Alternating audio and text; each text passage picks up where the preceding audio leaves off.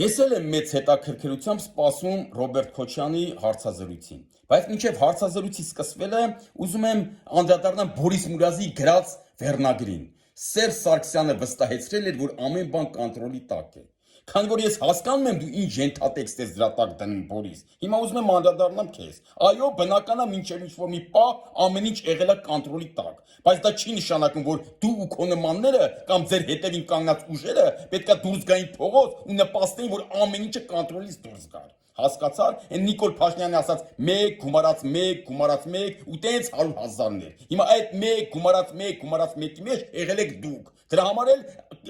ամեն ինչը կոնտրոլից հետո դուրս եկե, որտեղ այդ 1 գումարած 1-ով,